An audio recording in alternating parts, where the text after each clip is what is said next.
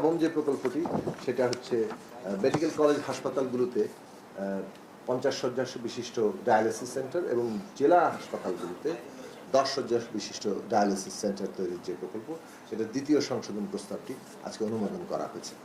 তো এই প্রকল্পগুলোর ক্ষেত্রে বেশ কিছু পর্যবেক্ষণ এবং ডিরেক্টিভস দেওয়া হয়েছে, কেননা প্রকল্প গ্রহণ এবং প্রকল্প বাস্তবায়নের যে প্রক্রিয়া সেসব ক্ষেত্রে চলমান যে ধারা আছে সেগুলোকে প্রতি মুহূর্তেই আমরা চিহ্নিত করার চেষ্টা করছি এবং বিশেষত মাননীয় প্রধানমন্ত্রী তিনি নিজে এবং আমাদের অন্যান্য সিনিয়র সদস্যবৃন্দ তারা প্রত্যেকেই এই প্রকল্প বাস্তবায়ন, প্রকল্প গ্রহণ প্রক্রিয়া, প্রকল্পের অর্থায়ন, অর্থ যে ব্যয় হচ্ছে তার যে পুরো প্রক্রিয়া এবং যে সমস্ত খাতে অর্থ ব্যয় হয় সেই অপ্রয়োজনীয় খাতগুলোকে চিহ্নিত করার সবসময় চেষ্টা করেছেন এবং সেই বিষয়গুলো আজকের সভাতেও প্রত্যেকটি প্রকল্পের ক্ষেত্রে নানা ডাইরেক্টিভস আছে, অবজারভেশন আছে। এইসব পর্যবেক্ষণ এবং নির্দেশনা সহই এগুলোকে অনুমোদন করা হয়েছে এবং সেগুলো সংযোজিত হবে প্রত্যেকটি প্রকল্প বাস্তবায়নের ক্ষেত্রে এইসব নির্দেশনাগুলো। এর বাইরেও আজকে একটি পুরনো বিষয়, অর্থাৎ এর আগের একটি বৈঠকে খুলনার একটি রাস্তা নির্মাণ প্রকল্পকে কেন্দ্র করে রূপসা এলাকায় একটা তদন্ত কমিটি গঠন করা হয়েছিল। সেই তদন্ত কমিটির প্রাথমিক রিপোর্টটি আজকে পেশ করা হয়েছে এবং সেই রিপোর্ট অনুযায়ী দায়ী ব্যক্তিদের বিরুদ্ধে ব্যবস্থা নেওয়ার জন্য মাননীয় প্রধানমন্ত্রী নির্দেশনা দিয়েছেন। পাশাপাশি আমরা যে জায়গাটা নিয়ে আলোচনা হয়েছে যে চলমান যেসব প্রকল্প আছে এবং সবুজ পাতায় যেসব প্রকল্প প্রস্তাব করা হয়েছে তার মধ্যে কিভাবে আমরা রিস্কোপিং করা যায়, অর্থাৎ প্রকল্পগুলোর মধ্যে তার স্কোপটাকে বাড়িয়ে কোনো কোনো ক্ষেত্রে কমিয়ে এবং নতুন অঙ্গ সংযোজন অথবা অঙ্গ বিয়োজন করে এই প্রকল্পগুলোকে আসলে উপযোগী করে তোলা, বিশেষত আমাদের সরকারের যে নির্বাচনী ইস্তেহার আছে তার সাথে সামঞ্জস্যপূর্ণ করে তোলা এবং এই সরকারের যে লক্ষ্য পরিকল্পনা সেই তার অনুগামী করে তোলা, এই কাজগুলো আমরা এখানে করার ব্যাপারে আলোচনা চলছে এবং সেটা নিয়ে একটা নীতিমালারও তৈরির উদ্যোগ চলছে, কিভাবে দ্রুত বাস্তবায়নের কাজটি করা যায়। আমরা যেটা প্র্যাকটিস হিসেবে দেখেছি যে এখানে আসলে প্রকল্প একটা ধারণাপত্র থেকে প্রকল্পের ফিজিবিলিটি স্টাডি, ডিপিপি তৈরি এবং সেটা একনেকে অনুমোদন, তারপর একনেকে অনুমোদনের পর থেকে জিও জারি থেকে শুরু করে একেবারে কার্যাদেশ পর্যন্ত পিডি নিয়োগ থেকে শুরু করে বিভিন্ন কাজ, এটা বেশ একটা দীর্ঘসূত্রিতার জায়গায় চলে যায়।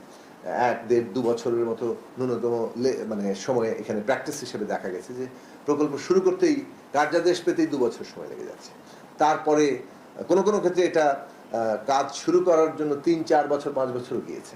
তো এইরকম যে অবস্থা তাতে আমাদের সামগ্রিক যে উন্নয়ন কর্মকাণ্ড এবং এডিপি বাস্তবায়ন এটা আসলে খুবই ধীর গতিতে চলে যায় এবং এটার ফলে যে কাঙ্ক্ষিত লক্ষ্য সেটা অর্জন করা যায় না। অর্থনৈতিক ক্ষেত্রে যে এডিপি বাস্তবায়নের মধ্য দিয়ে যে একটা গতি সঞ্চার করার কাজ সেটাও আসলে ব্যাহত হয়।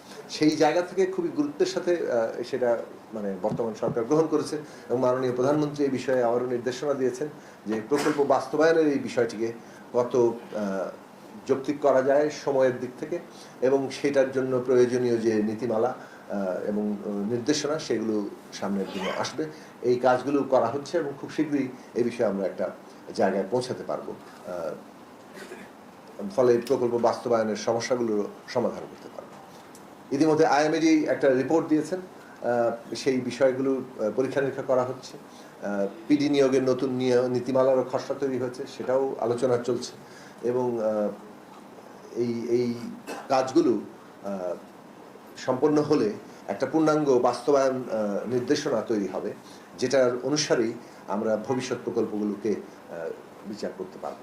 আর সরকার যেহেতু দায়িত্ব নিয়ে 5 মাস হয়েছে, কিন্তু এর মধ্যে তো একটা ধারাবাহিকতা, পুরনো যে কাজের রীতি তার ধারাবাহিকতা চলছে। এর মধ্যে যতটা সম্ভব পরিবর্তন আনা সেটা চেষ্টা হচ্ছে এবং এই পরিবর্তনটা রাতারাতি সম্ভব হয় না, ফলে নীতিগত পরিবর্তন, আইনের পরিবর্তন অথবা যে ধরনের বহুল চর্চিত দীর্ঘদিনের চর্চিত জায়গাগুলো আছে সেইগুলো পরিবর্তন করার জন্যই যথাসম্ভব উদ্যোগ নেওয়ার চেষ্টা চলছে এবং সেটা অ্যাডাপ্টেশনের মধ্য দিয়েই আমরা আশা করছি যে একটা নতুন জায়গা তৈরি হবে, বিশেষত প্রকল্প বাস্তবায়নের দিক থেকে। এবং এডিবি বাস্তবায়ন বর্তমান সরকার অত্যন্ত গুরুত্বের সাথে দেখছে। বিশেষত অর্থনীতির পুনরুদ্ধারকালে এডিবির পুরো বাস্তবায়ন যত বেশি সম্ভব হবে, অর্থনীতির তত গতি সঞ্চার হবে, এবং সেই গতি সঞ্চারের মধ্য দিয়ে আসলে দেশি বিদেশি বিনিয়োগের একটা নতুন ক্ষেত্র তৈরি হবে। সেইটা তো স্থানীয় সরকার মন্ত্রণালয়ের, স্থানীয় সরকার এলজিইডি একটা বিভাগ আছে, তারা বাস্তবায়ন করেন। স্বাস্থ্য মন্ত্রণালয়ের একটা প্রতিষ্ঠান আছে। তো এই প্রত্যেকটি প্রতিষ্ঠানের আবার আলাদা আলাদা রেট শিডিউল আছে।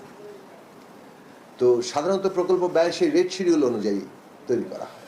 এই রেট শিডিউলটা আসলে পরীক্ষা নিরীক্ষা করার জন্য এর আগেই মাননীয় প্রধানমন্ত্রী একনেক সভায় নির্দেশনা দিয়েছিলেন, একটা কমিটি গঠন করেছেন, এবং সেই কমিটি ইতিমধ্যে 2টি বৈঠক করেছে। আগামীকালকেও এই কমিটির বৈঠক আছে, এবং আমরা আশা করছি আগামী খুব অল্প সময়ের মধ্যেই এই রেট শিডিউল যেগুলো আছে সেগুলোকে একটা পর্যালোচনা করে নতুনভাবে রেট শিডিউল তৈরি করা সম্ভব হবে। এবং এর মধ্যে যেমন সাধারণ কতগুলো বিষয় থাকবে, তেমনি বিশেষ বিশেষ কাজের জন্য যে আবার আলাদা রেট শিডিউল, যেটা সাধারণের মধ্যে পড়বে না, সেইটা 2টা জেনারিক এবং বিশেষ এইভাবেই রেট শিডিউলকে তৈরি করা হবে। এবং তখন রেট শিডিউল অনুযায়ী আবার সেগুলো পুনর্মূল্যায়ন করা এবং নতুন প্রকল্পগুলোকে সেই অনুযায়ী সাজানো ঠিক করা হবে। তো বর্তমান যে রেট শিডিউল, তার মধ্যে অনেকেই রেট শিডিউল নিয়ে প্রশ্ন তুলেছেন, সেটাই পরীক্ষা নিরীক্ষা করার জন্য কমিটি কাজ করছে।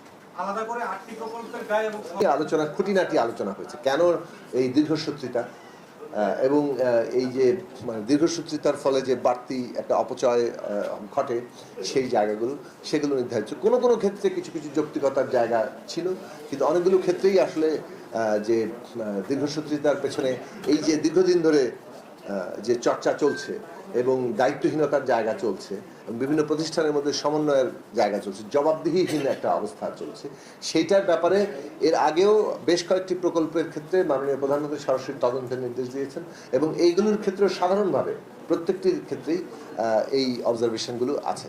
আমরা যেটা সাধারণভাবে এই তদন্তের রিপোর্টগুলো আসার সাথে সাথেই ইতিমধ্যে আইএমএডি তদন্ত করেও ফেলেছে, এই রিপোর্টটা উপস্থাপিত হবে পরবর্তী একদিন সময়। এই তদন্ত রিপোর্টের ভিত্তিতে কতগুলো ব্যবস্থা গ্রহণ করা হবে প্রকল্পের দীর্ঘসূত্রিতা এবং বিষয় নিয়ে। আজকের যে 9টি প্রকল্প, তার যে সম্পূর্ণ অর্থ ব্যয় হচ্ছে, সেই বাজেটটা আমরা প্রেস রিলিজের মধ্যে আপনাদের জানিয়ে দিই। কাজ করছে একটা হচ্ছে যে আমাদের একটা স্ট্র্যাটেজিক ফ্রেমওয়ার্ক, 5 বছর ব্যাপী উন্নয়ন এবং সংস্কারের যে একটা কৌশলপত্র বলেন কিংবা কৌশলগত রূপরেখা বলেন,